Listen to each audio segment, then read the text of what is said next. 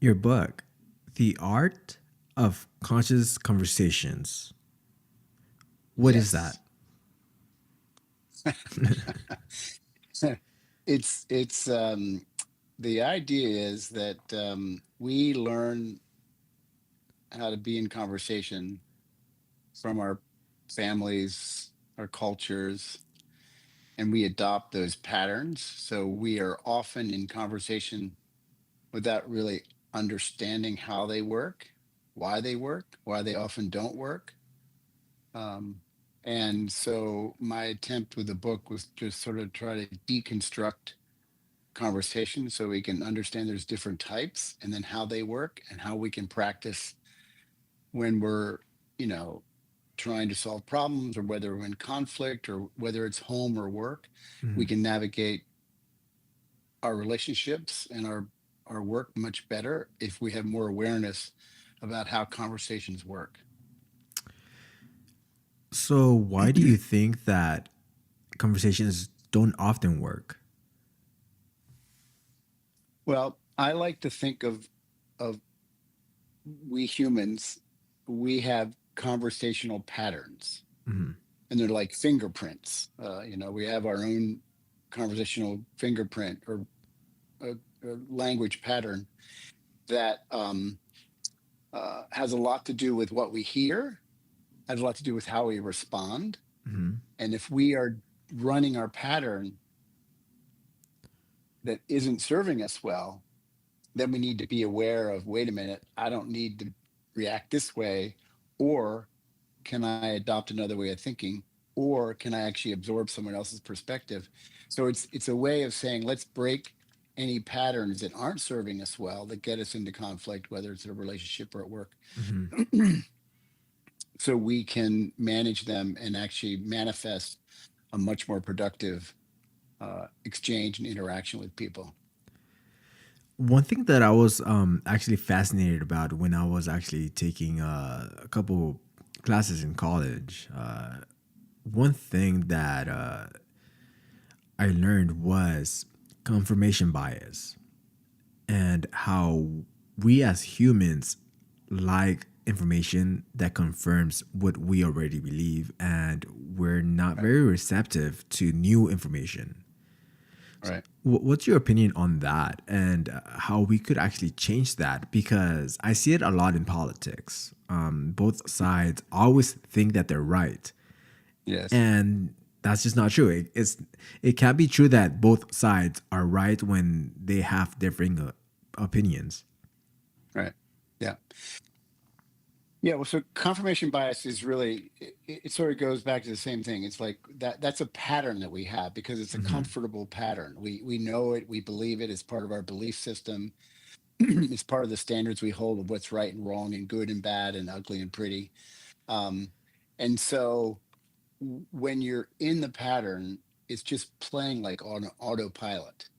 So when we become more aware of our confirmation bias, and that takes some effort. It's just because we're giving it's almost like our egos don't like that to happen, Hmm. because that's solid ground that we think we think we have it all figured out. And then we go, wait a minute, maybe there's another way of thinking. But that point of saying, okay, maybe that's a bias. Can that change how I listen? Can that change how I think? Can that change how I react? So Hmm. it's this opportunity to say we do have confirmation bias, we do have belief systems, we do have standards that we most of our standards we didn't even adopt it consciously. We adopted them from our cultures, our family, our religion, our social world that we live in. Right. And so those standards become what we judge things by. And when we can step back and go, oh, go, what's my standard? And oh, I disagree with you. So maybe we have different standards. Let's talk about that instead of being in a battle. And I see it a lot now that the election just happened.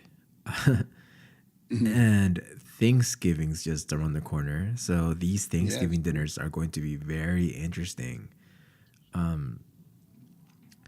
And, you know, so I consider myself a Democrat. but I voted for Trump this time around.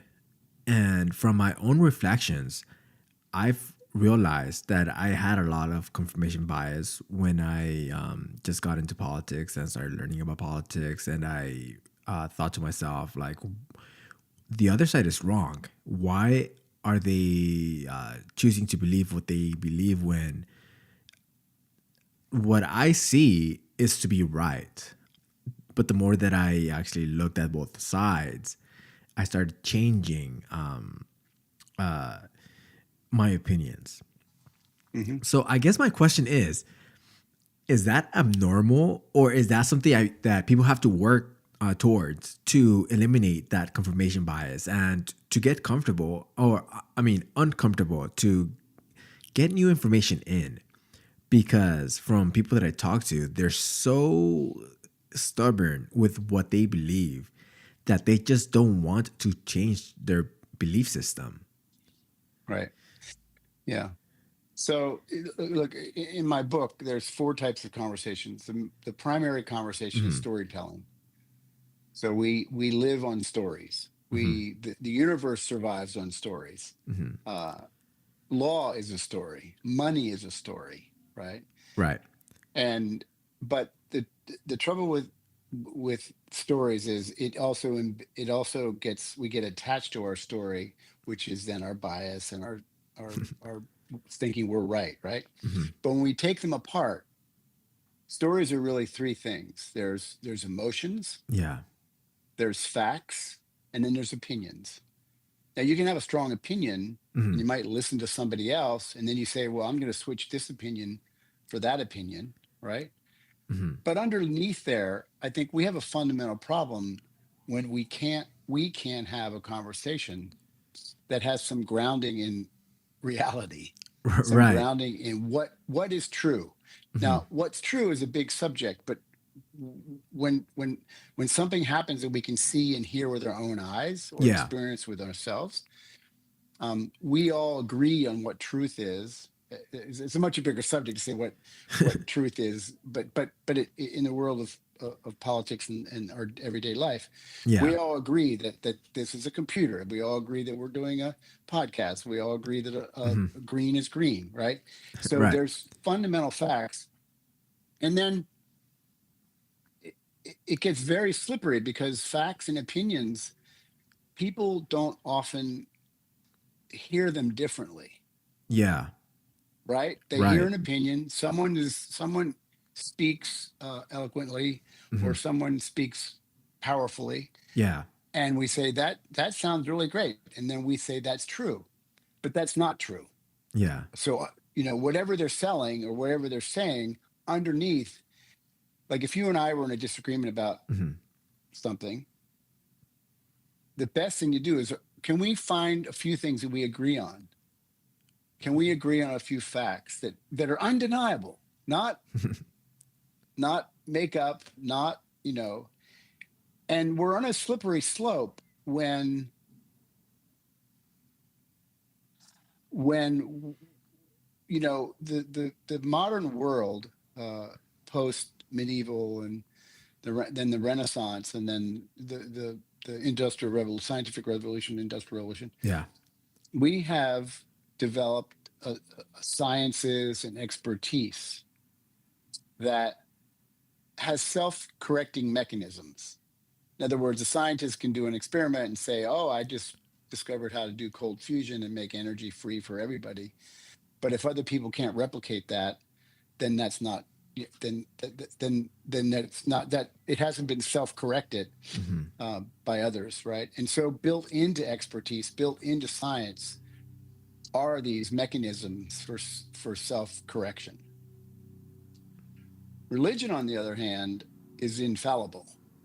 So anyway, there's a slippery slope there. But the, I believe that when we can't rely on experts and we can't believe science as we know it, and it might change next week, but that's okay. But if we can't rely on as we know it, then we have a very hard time grounding our opinions in reality.